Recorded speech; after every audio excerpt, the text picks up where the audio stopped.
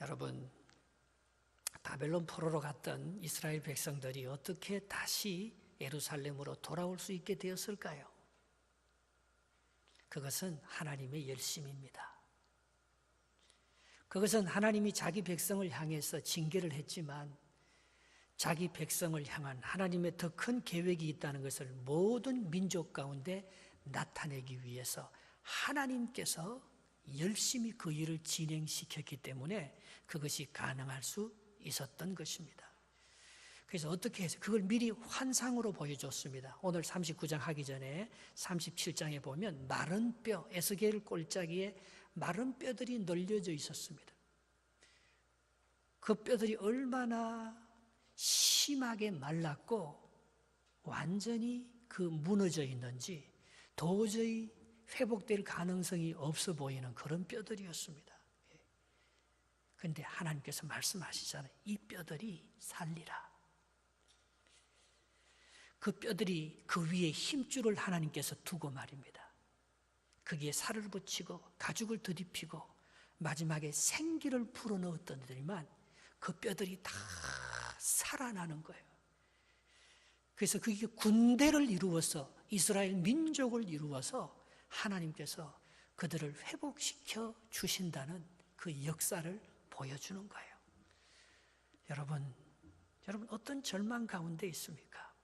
나는 마른 뼈처럼 다 말라서 이제 내 인생에 새로운 희망은 없다.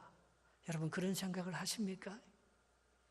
그럼 오늘 이 설교 말씀을 들으면서 말입니다. 그리고 이 에스겔 본문 말씀을 여러분들이 함께 묵상하면서 하나님께서 이 마른 뼈 같은 이 죽은 그 절망 가운데 있는 이스라엘, 바벨론 포로로 끌려가서 거기서 그발 강가에서 노역을 하고 있는 이 종들, 노예들을 말입니다. 하나님께서 회복시켜서 다시 이스라엘을 재건하겠다는 약속, 그 회복의 말씀이 오늘 본문의 말씀인 것입니다.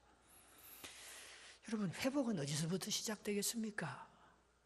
하나님이 열심을 내는 그걸 우리가 어떻게 알 수 있겠습니까? 내 힘으로 안 됩니다. 바벨론 포로로 끌려간 이스라엘 백성들 자신의 힘으로는 돌아올 수 있는, 그 땅을 회복할 수 있는 그런 역사가 없습니다. 그런데 하나님께서 열심을 내면, 하나님께서 일하시기 시작하면 능치 못함이 없을 줄 믿습니다. 오늘도 여러분 삶 가운데서 하나님이 일하시는, 딴 사람은 다 안 된다고 해도요, 하나님이 일하시면 되는 거예요. 여리고 성도, 아무리 견고한 애굽의 바로 왕도 하나님이 모세와 함께 하시고 하나님께서 여호수아와 함께 하시고 하나님께서 기도원과 함께 하셔서 하나님이 일하시는 하나님의 열심, 하나님의 이름을 드러내려고 하면 능치 못할 일이 없을 줄 믿습니다. 그런데 그 시작을 어떻게 하느냐 말입니다. 그것은 하나님의 얼굴을 보면 합니다. 열심은 하나님의 얼굴, 하나님의 영광에서부터 시작된다는 것입니다. 21절, 22절 한번 읽어보겠습니다. 21절, 22절입니다. 시작. 내가 내 영광을 여러 민족 가운데 나타내요. 모든 민족이 내가 행한 심판과 내가 그 위에 나타낸 권능을 보게 하리니 이날 후에 이스라엘 족속은 내가 여호와 자기들의 하나님인 줄을 알겠고, 이스라엘이 하는 게 아닙니다. 오늘 하나님께서 여러 민족 가운데 자기의 영광을 나타내기 하기 위해서 이런 일들을 행하신다는 거예요. 여러분, 우리의 삶 속에서도 하나님의 영광이라는 것은 하나님의 이름입니다. 하나님의 얼굴입니다. 하나님의 본질이요 하나님의 임재를 가리킵니다. 그게 나타나면 하나님이 일하시기 시작하는 거예요. 여러분, 구약에 모세가 그 힘든 출애굽의 역사를 어떻게 감당할 수 있었습니까? 그것은 그가 하나님의 영광을 봤기 때문에 그런 것입니다. 출애굽기 33장 22절 23절에 이렇게 말합니다. 내 영광이 지나갈 때에 내가 너를 반석 틈에 두고 내가 지나도록 내 손을 너를 덮었다가 손을 거두리니 내가 내 등을 볼 것이요 얼굴은 보지 못하리로다. 오늘 모세가 그런 수많은 반역과 계속되는 반복되는 실패와 끝이 보이지 않는, 희망이 보이지 않는 그 광야 여정을 그가 끝까지 걸어갈 수도 있는 유일한 이유가 있다면, 다른 사람들은 다 하나님을 원망하고 포기해도 모세가 포기하지 않을 수 있는 유일한 이유가 있었다면 그는 하나님의 얼굴을, 하나님의 영광을 보았기 때문에 그런 것입니다. 하나님께서 모세하고 굉장히 가까이 얘기합니다. 모세는 하나님의 하시는 그 얼굴 속에서 하나님의 의도를 봤습니다. 모세는 하나님과 친구였습니다. 출애굽기 33장 11절 같이 한번 읽어보겠습니다. 사람이 자기의 친구와 얘기함같이 여호와께서는 모세와 대면하여 말씀하시며 모세는 진으로 돌아오나 눈의 아들 젊은 수종자 여호수아는 회막을 떠나지 아니하더라. 여호수아가 모세의 뒤를 이어서 추종자가 될 수 있었던 유일한 이유도 그가 회막을 떠나지 아니하는, 모세와 하나님이 끊임없이 회막에서, 성막에서 하나님과 친밀하게 교제하는, 하나님과 친구 관계를 유지하면서 하나님의 의도, 하나님의 얼굴, 하나님의 열심을 그가 보았기 때문에 모세도 그 일을 중단할 수가 없었던 것입니다. 여호수아도 모세를 따라가는 일을 그가 중단할 수 없었던 것은 하나님이 모세에게 계속해서 얼굴로 대면하면서 하나님의 친밀한 의도를 보여주셨기 때문에 모세는 그의 그 사명을 포기할 수가 없었던 것입니다. 여러분은 하나님의 얼굴을 보았습니까? 여러분이 하나님의 얼굴을 봤다면 하나님이 어떤 모습의 얼굴을 보았습니까? 오늘 23절, 24절 이스라엘이 본 하나님의 얼굴, 하나님의 모습은 어땠습니까? 23절, 24절 한번 읽어보겠습니다. 여러 민족은 이스라엘 족속이 그 죄악으로 말미암아 사로잡혀 갔던 줄을 알지라. 그들이 내게 범죄하였으므로 내 얼굴을 그들에게 가리고 그들을 내 원수의 손에 넘겨다 칼에 엎드러지게 하였으되 내가 그들의 더러움과 그들의 범죄한 대로 향하여 그들에게 내 얼굴을 가리웠느니라. 여러분, 이스라엘 백성들이 이렇게 어려움을 당하고 노예로 끌려가고 심판을 받는 것은 하나님께서 그 얼굴을 가렸기 때문이에요. 하나님께서 그 얼굴을 이스라엘 백성에게서 돌려버렸기 때문에 그들이 하나님의 은혜를 덧입지 못했다고 말씀하고 있는 것입니다. 그들의 모습은 하나님의 얼굴입니다. 여러분, 아무도 하나님을 본 사람은 없습니다. 그러나 우리가 서로 사랑하면 너희가 내 제자인 줄, 사람들이 너희 모습 속에서 하나님을 보게 된다고 말했어요. 우리가 산 위에 있는 덩대잖아요. 우리가 세상에 비치고 소금이잖아요. 세상 사람들이 하나님을 어떻게 봅니까? 우리를 통해서 하나님을 보는 거잖아요. 그들의 얼굴이, 모세의 얼굴에는 하나님을 만나고 나올 때마다 너무 빛이 있어서 사람들이 모세의 얼굴을 쳐다보지 못해서 모세가 사람들과 대변해서 얘기할 때는 수건을 가리고 얘기했다고 했어요. 우리가 하나님의 얼굴을 보면요, 회복의 역사가 있습니다. 기적과 하나님의 새 창조의 역사가 있습니다. 거기에는 반드시 출애굽을 완성시키는 하나님의 구원의 완성이 있습니다. 하나님의 얼굴이 우리를 향하고 있으면. 그러나 하나님의 얼굴이 우리에게 등을 돌려버리고 하나님께서 우리에게 얼굴을 가려버리면 우리는 갈 바를 알지 못해서 마음대로 헤매는 거예요. 그래서 너희들이 바벨론으로 끌려가서 그렇게 고통받고 그렇게 될 수밖에 없는 그런 인생이 되었다고 말하고 있습니다. 어떤 평론가라도 모나리자 그림 그 얼굴을 보면서 절세 미인이라고 평가하는 사람은 아무도 없을 것입니다. 그런데도 불구하고 모나리자가 불후의 명작이 될 수 있었던 것은 그 모나리자 얼굴에 나타나는 신비한 웃음 때문에 그런 것입니다. 웃는 것 같기도 하고 웃지 않는 것 같기도 하면서 입을 꼭 다문 채 입술 사이로 흐르는 그 미소가 그 작품의 생명력을 불어넣었다고 말씀하고 있습니다. 만약에 모나리자가 얼굴에 도끼를 품고 입에 칼을 물고 있다면 절세 미인의 그 모나리자도 그게 뭐가 예쁘겠습니까? 여러분, 회복이 일어나려고 하면 먼저 내 마음속에 미소가 있습니다. 기쁨이 있습니다. 희망이 있습니다. 병든 사람이 나을 때 보면요, 이 사람이요, 희망이 있는 거예요. 반드시 낫습니다. 그런데 그 마음의 기쁨이, 그 속에 이 웃음이, 이 잔잔한 미소라는 것은요, 그 마음에 있는 놀라운 내적 에너지, 그 생기의 그 실체입니다. 오늘 모세가 하나님의 얼굴, 하나님의 영광을, 하나님의 얼굴을 바라보면서 그에게서 나오는 그 기쁨, 그 소망이 있기 때문에 40년간 포기하지 아니하고 끝까지 하나님을 붙들고 이겨내는 거 아니겠습니까? 만약에 병중에 있는 절망하는 사람들이 하나님이 주시는 그 생기, 하나님이 주시는 그 희망, 그 기쁨, 그 진정한 하나님의 역사가 내 속에 없다면 그건 아무런 기쁨과 아무런 그런 역사가 일어나지 않죠. 하나님이 열심을 일으키는 데는 반드시 하나님의 얼굴이 보이고, 거기는 하나님의 영광, 놀라운 영광, 하나님의 잔잔한 미소가 거기에 넘쳐 흐른다는 것입니다. 박명선 권사님을 생각하면서 요즘 제가 잘 부르는 노래가 하나 있습니다. 같이 한번 불러볼까요?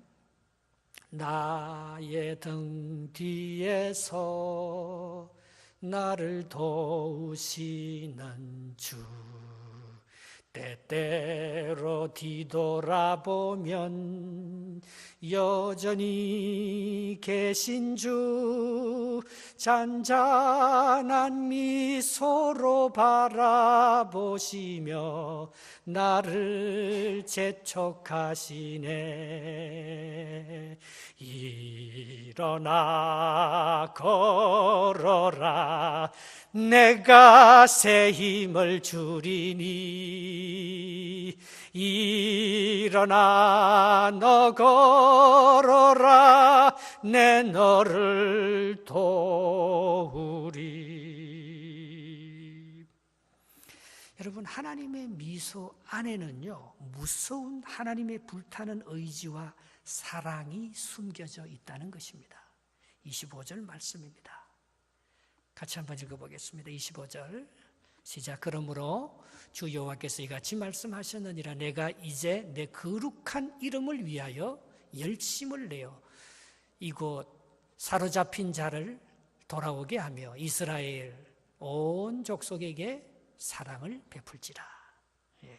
저기 보면 여호와께서 자기의 거룩한 이름을 위하여서 열심을 낸다고 약속하고 있습니다. 여러분, 하나님의 미소, 하나님이 우리의 얼굴을 향할 때는요, 거기에는 하나님의 놀라운 의지와 하나님의 사랑이 거기에 숨어 있다는 것입니다. 여러분, 하나님은 한 번, 두 번 우리를 축복해주고 끝마치는 그런 분이 아닙니다. 하나님은 끝까지, 이 열심을 낸다는 건요, 끝까지 한다는 거예요. 이스라엘 백성들이 돌아올 때까지 하나님은 포기하지 않는다는 거예요.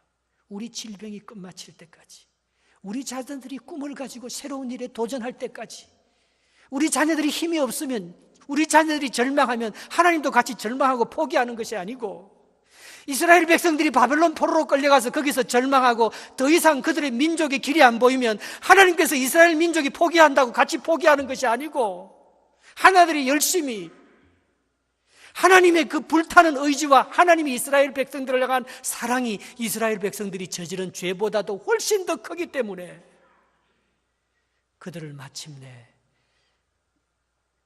본국의 땅으로 돌아오게 해주겠다는, 그게 하나님의 열심인 것입니다. 열심이라는 것은 한두 번 하고 한두 번 영광을 보여주고 한두 번 이스라엘 백성들에게 나타나서 끝나는 것이 아니고 40년 동안 헤매며 못 들어가도, 계속해서 불순종하며 하나님의 뜻을 못 이루어도 하나님은 그 백성을 어떻게 하든지 하나님은 변화시켜서 너희들을 다시 고토로 돌아오게 하겠다. 하나님의 열심히 이를 이루리라. 하나님의 사랑이 이를 회복시키시리라. 열심히 한다는, 끝까지 한다는 거예요. 열심히 한다는 것은 꾸준히 그 일이 될 때까지 계속 두드린다는 거예요. 이사야 9장 7절에 하나님께서는 인류를 구원할 것을 이렇게 말했습니다. 여러분, 아브라함이 약속을 받았으면서도 그것이 예수 그리스도에 의해서 정말 하나님의 아들을 보내셔서 이 땅을 구원하시고 이스라엘을 통해서 모든 민족을 회복시키는 것은 2000년이라는 세월이 걸렸습니다. 근데 그때까지 하나님 포기하지 아니하시고 마침내 예수를 보내잖아요. 그 정사와 평강에 더함이 무궁하며 하나님의 열심은요 더해 주는 것입니다. 내가 갖고 있는 정의와 역사, 내가 갖고 있는 평강의 그런 마음, 그것 가지고도 안 돼요. 하나님이 어제 받은 은혜 가지고도 안 돼요. 오늘 하나님께서 우리에게 새로운 은혜를 불어넣어 주셔야 합니다. 그 정서와 평강에 더하니 무궁화 다윗의 왕자와 그의 나라에 군림하여 그 나라를 굳게 세우고 지금 이후로부터 영원히, 이게 열심입니다. 지금부터 영원히 계속하는 거예요. 결코 하나님은 우리를 버리지 아니하실 줄 믿고, 결코 하나님은 우리 자식을 포기하지 않을 줄 믿고, 결코 하나님은 나를 여기 보내셔서 이렇게 살게 만들지 아니하시고, 이 고난과 어려움 속에서도 지금부터 영원토록 우리를 통해서 하나님의 정의와 공의가 확실히 이루어질 것을 믿고, 그 하나님의 열심히 이 일을 이루어서 예수 그리스도를 보내서 이 땅의 구원을 완성시킨 거 아니겠어요? 하나님의 열심이라는 것은 꾸준합니다. 지금부터 영원합니다. 그리고 끝까지 합니다. 그것이 하나님의 열심이라는 거예요. 우리는요, 기도하다가 저도 그런 생각이 들 때, 하나님 기도한 사람이 너무 많고 세상에 이렇게 사람들이 많아, 하나님 내 기도를 들어주시겠나? 하나님은 그저 너무 무관심하지 않아요. 이렇게 세상이 불의하고 악한데 하나님 뭐 직접 이 불의를 해결해 주십니까? 지금도 가난한 사람은 가난하고 악한 사람은 여전히 악한데, 하나님이 정말 우리의 삶 속에 관여하시고 우리를 도와주시는 분입니까? 욥의 인생을 보십시오. 욥이 얼마나 아무런 이유도 없이 그렇게 고통받고 하나님이 살아있는 것 같지 않잖아요. 그 욥의 친구들까지 와서 하나님을 정죄하고 죽으라고. 하나님이 도대체 열심을 내어서 우리와 관여하고 우리 삶 속에 관여하고 우리에게 기도를 들어주지 않는 것 같아요. 이것을 신학적으로 데이즘이라고 말합니다. 이신론. 하나님은 살아있긴 살아있는데 천지를 창조했는지는 모르는데 지금 우리의 삶 일상의 작은 부분까지 관여하지는 않는다. 그것도 그럴 것이, 사람들이 너무 많고 하나님 너무 바쁘신데 내 기도까지 들어주겠냐 말입니다. 일일이 작은 문제까지 하나님께서 다 관여할 수 있겠냐 말입니다. 욥이 그렇게 해서 참 방황하고 힘들 때 하나님께서 욥에게 하시는 말씀이 있습니다. 욥기 38장 32절에서 36절 말씀입니다. 잘 보여요? 하나님 도대체 어디 계십니까? 하나님은 얼마나 열심히 일하고 계시는지 여러분 아셔요? 너는 별자리들을 각각 제때에 이끌어낼 수 있느냐? 여러분, 별자리들이 얼마나 정확한 시간에 그 자리에 다시 돌아오는지.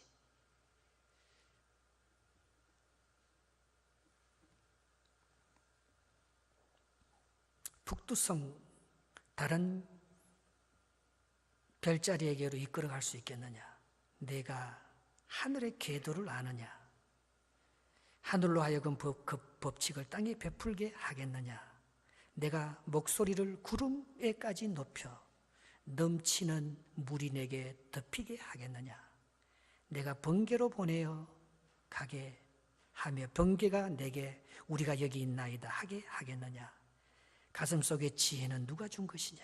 숱하게 슬기는 존자가 누구냐? 여러분, 하나님이 아무것도 안 하고 계시는 것 같지만요, 별자리 하나 움직이는 것까지, 수많은 별이 어디에 있는지 어떻게 움직이는지 그 별을 다 조종하시고 움직이시고 그걸 관리하시고 운행하시는 분이라면 이 수많은 별 중에 하나인, 이 수많은 인간 중에 하나인 나의 움직임도 하나님께서 다 간섭하시고 응답하시고 있을 자리에 있게 하시고 인도하시는 하나님의 섭리가 다 있다는 거예요. 욥아, 네가 생각하는 것처럼 네가 그렇게 고생하면 죽는 게 아니고, 내가 너의 기도 소리를 다 듣고 있고 네가 네 친구들하고 어떤 어려운 관계 속에서 네가 억울하게 정죄함을 받고 있고 앞으로 내가 너를 어떻게 인도할 것인지 내가 다 알고 보고 있다는 거예요. 하나님은 우리를 인도하다가 우리가 잘못해서 죄 짓고 넘어지고 남의 나라 포로로 끌려가고 나라를 잃어버리고 고통받는 그 자리에 그냥 버려두지 아니하시고 하나님은 끝까지 그걸 운행하고 계시고 간섭하고 계시고 응답하고 있다고 주님은 욥에게 말씀하고 있는 것입니다. 여러분, 또 열심이라는 것은 뭔가 하면은 내가 열심을 낼 수 없어요. 여러분, 사실 우리가 회개하고 또 우리가 거룩한 하나님의 사람으로 온전해지는 것이 내 힘으로 되는 것 같지만 절대 회개하라고 회개 안 합니다. 오히려 더 반역하죠. 하나님의 은혜를 받으니까 회개하죠. 하나님의 넘치는 회복을 경험하니까 거룩해지는 거죠. 절대 회개가 먼저 아닙니다. 거룩이 먼저 아닙니다. 하나님의 은혜와 하나님의 주권이 먼저입니다.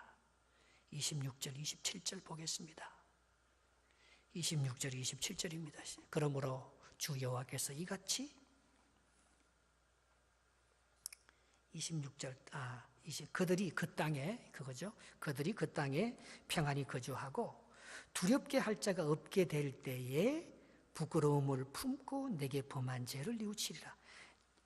죄를 뉘우치는 게 뭔지 아니에요. 하나님께서 그들을 그 땅에 평안히 돌려보내서 그 두려움이 없도록 편안하게 거주하게 해줄 때에 우리가 회개가 되는 거예요. 27절도 마찬가지입니다. 주체가 누굽니까? 내가 그들을 만민 중에서 돌아오게 하고 적국 중에서 모아 내어 많은 민족이 보는 데에서 그들로 말미암아 나의 거룩함을 나타낼 때라. 여러분, 우리가 굉장히 위대해지고 거룩해지고 완성된 작품이 되는 것 같지만 하나님이 그 역사를 만들어낼 때 우리가 그런 완전한 작품이 되는 거예요. 하나님의 열심이. 하나님이 한번 하겠다는 이스라엘 백성들을 향한 그 하나님의 그 더하는 은혜가 하나님 이스라엘 백성들에게 갖고 있는 그 특별한 계획과 섭리 때문에 그들이 돌아오게 되고 그들이 회개하게 되고 그들이 다시 정신 차려서 하나님의 뜻을 이루게 되는 거지. 그들이 자기 힘으로 회개해서 축복받고 자기 힘으로 거룩해져서 하나님을 섬기고 하는 그런 역사가 아니라는 것입니다. 하나님의 열심이 이 일을 이루어가는 거예요. 하나님의 열심이 이스라엘이 회복됨으로 말미암아 모든 민족이 구원을 받는 그 역사를 만들어갈 것이라고 약속하고 있는 것입니다.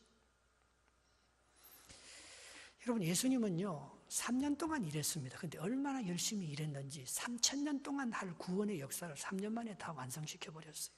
그 누구한테 배운 것입니까? 요한복음 5장 17절에 보면 예수님께서 이렇게 고백합니다. 예수께서 그들에게 이르시되 내 아버지께서 이제까지 일하시니 나도 일한다. 우리는 하나님이 안 보인다고 말입니다. 하나님 숨어 계세요. 하나님 숨어 있지만요 너무나 다 컨트롤하고 있습니다. 다 관여하면서 우리의 삶을 주장하고 있습니다. 예.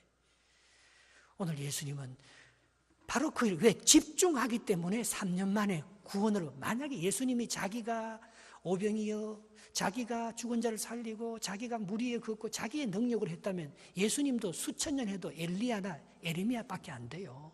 선지자 중에 한 사람이 불과합니다. 그러나 예수님의 사역은요 하나님이 원하시는 그 일에 집중하기 때문에 오늘 예수님은 하나님의 마음을 완전히 이루어 드려서 3년 만에 십자가를 지면서 인류를 구속하는 완성된 작품, It is finished, 다 이루었다는 구원의 역사를 마무리할 수 있었습니다. 그것은 하나님이 일하는 방법을 배웠기 때문에, 하나님이 하시는 그 열심으로 예수님께서 집중해서 그 일을 했기 때문에 그 일을 3년 만에 구원을 완성할 수가 있어요. 수백 년을 살아도 의미 없이 사는 사람이 있고 하룻밤을 자도 만리장성을 쌓는 사람이 있습니다. 저는 가끔 대중 가수들이 노래를 부르는 거 보면 깜짝깜짝 놀랄 때가 있어요. 대중 가수들이 무대 위에서 주어진 시간은 3, 4분밖에 안 됩니다. 그러나 그 3, 4분 동안에 자기와 그 노래 가사에 나오는 그 대상과 하나가 되는 거예요. 그래서 뛰어난 가창력을 가지고 현란한 춤을 가지고 몸동작, 그리고 모든 악기와 모든 조명과 무대장치와 현란한 테크닉을 다 동원해서 말입니다. 그 가수가 그 노래에 집중해서 그 노래를 탁 부르고 나면 그 노래를 듣는 사람들이 눈물을 흘리고 치유가 일어나고 그 노래를 들으면서 마음의 상처가 회복이 되고 감동을 받아서 그걸 떠날 때는 새로운 희망과 용기를 가지고 노래 한 곡이 사람을 그렇게 변화시키는 것을 봅니다. 예수님이 수많은 기도를 사람들이 드렸지만 예수님의 겟세마네 동산의 기도는 아마 그런 기도였을 것입니다. 아버지, 할 수만 있으면 이 잔을 내게서 지나가게 하오.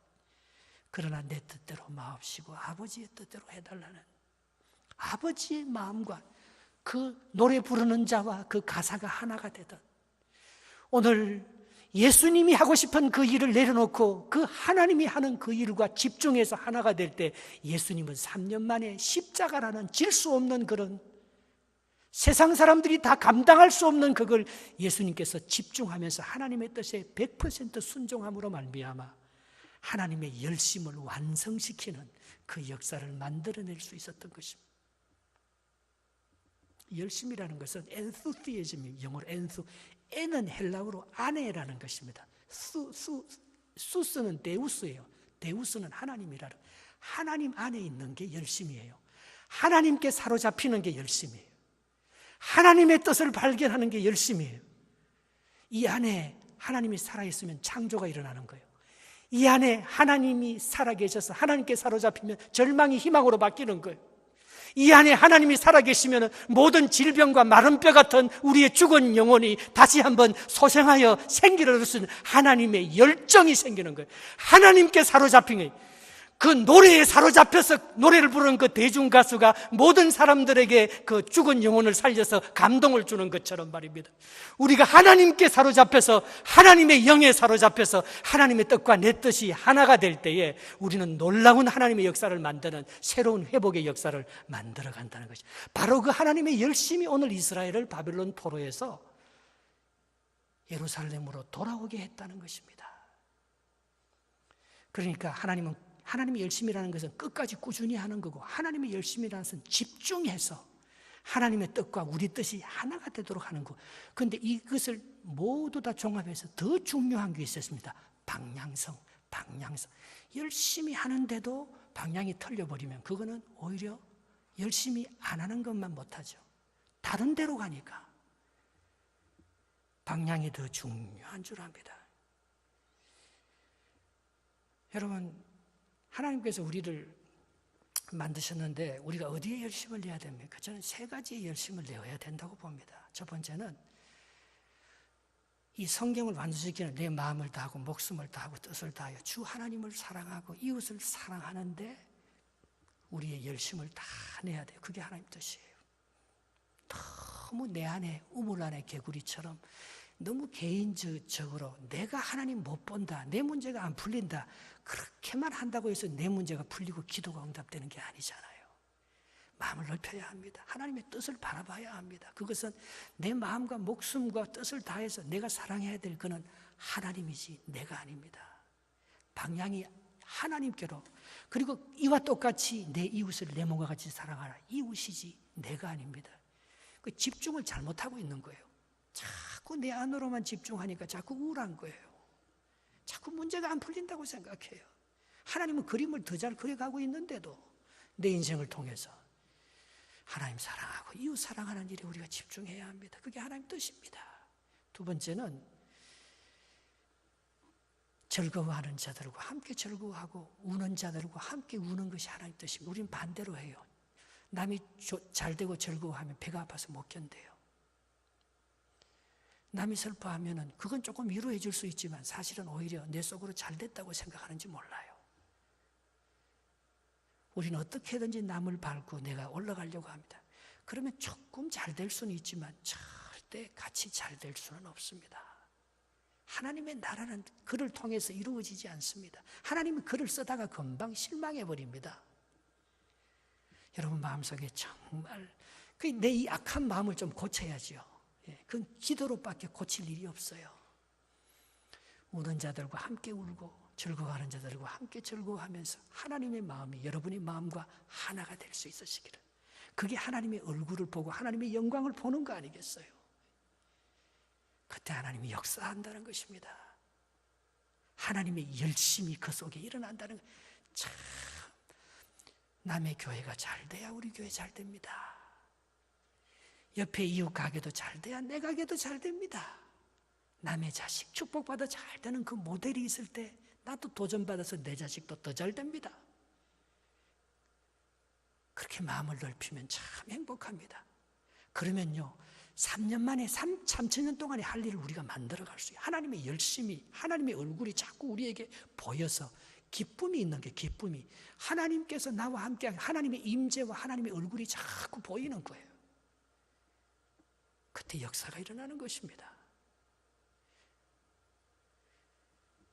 그런데 하나님께서 가장 여러분 이스라엘 백성들이 왜 이렇게 열국이 흩어져서 망하게 되고 북쪽 이스라엘과 남쪽 유다가 망한 가장 결정적인 원인이 뭡니까? 가장 큰 원인이요, 산당이라고 하면 산당을 제거하지 않았더라.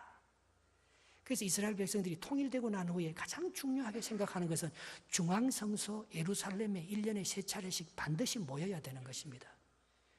산당은 개인 기도처입니다. 개인 제사 드리는 곳입니다. 자기들이 레위인을 불러서 거기서 자기들의 처소를 하나 만들고 자기들이 하나님과 직통 계시를 받는 부분이 산당입니다. 그 산당은요, 참 필요합니다. 여러분, 얼마나 우리가 개인적으로 하나님을 만나고 성경을 공부하고 기도를 하고 성경 읽기를 하고 개인적으로 여러분들 산당이 개인 기도 처소가 얼마나 필요합니까? 그건 절대 부정할 수 없어요. 그러나 그 산당이 어디하고 연결되어 있어야 돼요? 예루살렘 중앙성소하고 연결되어 있어야 합니다. 그래야지 큰 그림, 방향성이 설정이 돼요. 산당에서 제사 드리려면 반드시 이게 우상화되고요, 잘못 가버려요. 산당에서 제사 드리는 사람 보면 항상 삐뚤어져, 신앙이 너무 왜곡됩니다. 중앙성소에서 하나님의 말씀을 들어야 합니다. 하나님의 메인스트리움, 하나님의 큰 그림이 어디로 걸어가는지 그 하나님의 뜻에 내 자신을 처복종시키면서 맞추는 연습을 해야 합니다. 여러분이 우리 교회에서 드리는 중앙성소가 뭐겠어요? 공예배입니다. 주일 예배, 이거 얼마나 중요합니까? 그리고 수요 예배, 참 중요합니다, 여러분. 하나님의 말씀을 듣고 겟세마네에서 기도하는 것처럼 고민하면서 내 자신을 갈등하면서 하나님의 뜻을 찾아갈 수 있는 것, 그거 참 예배가 중요합니다. 그걸 소홀히 하면요, 그걸 소홀히 하면 하나님의 뜻을 이렇게 잘 맞춰 열심을 내는 것은 집중하는 것이고, 열심을 내는 것은 방향성을 가지고 내야 되는데 그걸 하지 않으면 내 개인적인 열심을 내는 거예요. 내가 원하는 방향으로 자꾸 나가는 거예요. 자기는 다 그게 맞는 줄 알아요. 그러나 전체적인 하나님의 나라와 교회 공동체가 되는 전체가 그리는 그림에서 잘못하면 이탈할 수가 있어요. 그래서 여러분들이 이 예배를 토요 새벽 예배, 평소에는 새벽 예배 나오지 못해도 하나님 앞에 같이 하나님의 말씀을, 그래야지 같은 비전과 같은 마음을 품을 수 있지 않겠어요. 예. 내년이요, 저희 교회가 창립한 지 20주년이 되는 해입니다. 참 어떠다가 이렇게 20년이 되었어요. 예. 그래서 제가 가만히 한번 생각해 보는 거예요. 이 교회는 제 힘으로 할 수 있는 교회가 아닙니다. 오늘 여기까지 오는데 수많은 사람들의 눈물과 희생이 있었어요. 그런데 곰곰이 한번 생각해 봐요. 예. 제일 중요한 것은 지도자들이에요. 사람들이에요. 그 사람들이 어떤 마음을 가지고 하나가 되느냐, 안 그러면 뿔뿔이 흩어져서 자기 마음대로 하느냐, 거기에 따라서 교회는 힘있게 하나님의 뜻을 이루어 가기도 하고 분열되기도 합니다. 예. 그래서 난 여러분들에게 도움을 구하는 거예요. 예. 여러분들이 개인적으로 신앙생활 참 혼자 잘할 수 있을 거예요. 저보다 더 훌륭한 사람들 많아요, 보면. 그러나 우리가 함께 공예배를요 잘 살려야 합니다. 그래서 거기에서 함께 하나님의 공통된 은혜를 끄집어낼 수 있어야 합니다. 예. 그래서 제가요, 이제 20주년을 맞이하면서 우리가 일꾼들을 많이 뽑아야 되거든요, 사실요. 예. 기도하면서 제가 고민을 많이 하고 있어요. 예. 물론 저기 멀리 토론토에 있어서 참 수요 예배나 새벽 기도 나오기 힘든 사람들도 있을 거예요. 그러나 열심히 있으면 거리는 아무것도 아니죠. 물론 다른 교회 가서 예배드리도 좋아요. 주일만 여기 예배드리도. 그러나 거기에 무슨 결질된 공통된 그런 하나님의 그 예루살렘에 올라와서 1년에 3번씩 예배드리는 그걸 왜 그렇게 하게 하겠어요? 방향이 중요하기 때문에 그런 것입니다. 같은 방향으로 가야 되기 때문에 그런 것입니다. 예. 그래서 여러분들이 참 피곤해도 말입니다. 함께 와서 예배드리고 기도하고, 여기 썰렁하게 예배드릴 때 하고요, 여러분들이 함께 와서 함께 기도하며 예배드리고 말씀을 받을 때 하고는 천지차입니다. 찬양을 혼자 부를 때 찬양 부르도 입술도 안 열어요. 찬양 부르도 난 그거하고 상관이 없다는 생각하고 있어요. 예. 찬양을 정말 내 마음과 몸과 생명을 다해 찬양을 함께 쫙 부르는 거죠. 그 찬양이 올라가잖아요. 예배가 하나님 앞에 상달이 되잖아요. 함께 같은 마음으로 드릴 때에. 예. 그래야지 우리가 같이 일할 수가 있지요. 그래야 같이 한 길을 힘들더라도 서로 힘을 합치면서 함께 걸어갈 수가 있지요. 안 그러면 뭐 각자 신앙생활 다 자기 나름대로 잘하는 거지요. 그것도 중요하지만, 셀 모임 잘하고 텐트 모임 잘하고 부서별로 모여서 자기 모임 잘하는 것도 참 중요하지만, 여기 예배는 안 드리고 부서에서 가서 있어요. 여기 예배는 안 드리고 친교실에 가서 봉사만 해요. 그거는 진정한 열심이 아니죠. 하나님께서 하시는 그 일을 함께 모아서 같이 하나님의 말씀 가운데 하나 집중하고 방향성을 같이 만들어서, 하나님께서 하시는 그 일을 매진할 때 바로 거기에 주님의 은혜가 임하고 하나님의 열심이 완성된다는 것입니다. 그것이 저는 최고의 열심이라고 봅니다. 그것이 최고의 열매라고 봅니다. 여러분, 하나님은 원래 우리를 공동체로 만들어 놓았지 개인으로 만들어 놓았지 않았어요. 하나님께서 우리 서로 지체로 만들어 놓아서 다 소중한 거예요. 이게 약하고 별 볼 일 없는 게 아니에요. 이게 다 그게 빠져버리면 힘들어지는 거예요. 서로를 협력해서 아름다운 하모니를 이루려고 만들어 놓았지, 하나가 빠져버리고 하나가 그냥 자기 마음대로 나는 떨어져서 해야 되겠다, 그건 사탄이죠. 분리시키고 이간시키고 공동체에서 벗어나가서 자기 혼자 뭘 만들어 나가려고 하면 그 우리 시험 받죠. 넘어지죠. 마지막 절이 이렇게 기록되어 있습니다. 29절 한번 보겠습니다. 29절, 내가 다시는 내 얼굴을 그들에게 가리지 아니하리니 이는 내가 내 영을 이스라엘 족속에게 쏟았음이라 주 여호와의 말씀이니라 했습니다. 여러분, 야곱이 말입니다. 낯선 사람하고 씨름하잖아요. 근데 끝까지 안 놓습니다. 환도뼈를 쳐서 병신이 되어도 당신이 나를 축복해 주지 않으면 난 여기를 떠나가지 않겠지. 이게 야곱의 열심이 아니겠어요. 그래서 이스라엘 하나님의 얼굴 분이엘을 만나는 거 아니겠어요. 여러분, 열심히 안 해서 되는 일은 아무것도, 영적인 일도요, 영적인 일도 열심이 없으면, 열정이 없으면 하나님의 축복이 역사하지 않습니다. 끝까지 물고 늘어져야 합니다. 기도하다가 낙심해서 못 받잖아요. 너희가 얻지 못하면 구하지 아니하여 구하여도 얻지 못하면 정욕으로 서렸고 잘못 구하니 방향이 틀려버린 거잖아요. 하나님께서 우리에게 주시는, 내가 다시는 너의 얼굴을 너에게서 돌이키지 아니하리라. 내가 다시는 너를 버리지 아니하고 내 영을 너에게 쏟아부어 주리라. 그것은 내가 하나가 될 때, 내가 너를 향한 그 열심을 네가 응답하고 네가 충성하고 네가 나와 내 마음과 네 마음이 하나가 될 때, 내 가수와 그 노래의 가사가 하나가 될 때, 내 안에 인수시에점, 하나님에게 사로잡혀 있을 때, 하나님이 나와 함께 할 때, 하나님이 원하는 그 일을 위해서 겟세마네에서 자기의 뜻을 포기하고 하나님의 뜻에 맞추어서 함께 갈 때, 그때 내가 내 영을 너에게 부어주리라. 하나님께서 놀라운 은혜를 너와 함께 하겠다고 약속하고 있습니다.